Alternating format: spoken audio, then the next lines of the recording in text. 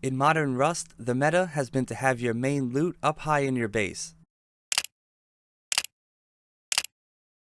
There are many reasons for this, but for this video we'll focus on one very important reason. It all comes down to the progress of an online raid.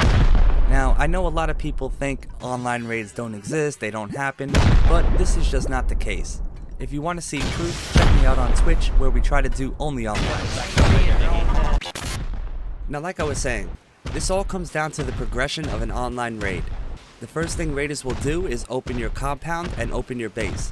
This is the hardest part of a raid to stop, since it usually happens very quickly and with a lot of people.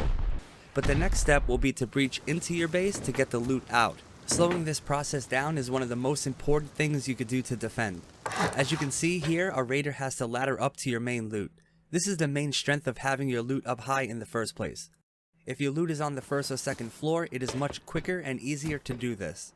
So during the time they are laddering in, your defense floor, inner and outer shells, and even the turrets in your compound all work together nicely to delay the raiders as much as possible. Now, I actually have a video on turrets designed to do just this, so check it out if you're interested. What I want to add is these slanty roofs around the bottom of your base. There are a few variations, but this one is a half wall with the roof on top. This is actually impossible to jump up if you raise the foundations about this much, which is normal on most bases anyway. Remember, this is all about delaying the raiders as much as possible. Raiders will have to add a ladder here, and look how much slower it is to travel up the roof before the next ladder. Remember, during this route, the raider is visible and very vulnerable to all of the defenses you have built up in your base already. I don't know about you, but dealing with those roofs in an online raid while trying to breach would be a very uncomfortable situation for me. Before we go into different variations of this construction, first the proof that it can be built on any base. Since we have both triangle roofs and square roofs, building this on an existing footprint is actually pretty easy. Here is a random footprint. The main point here is that any random footprint that can be made in this game will always be limited to the amount of variations of angles this outer edge can have. With that in mind, following two simple rules will allow you to add roofs to any base. And it's very simple. Anytime you're building on a square foundation, you build a square roof, and anytime you're building on a triangle foundation, you build a triangle roof. It doesn't get much simpler than that.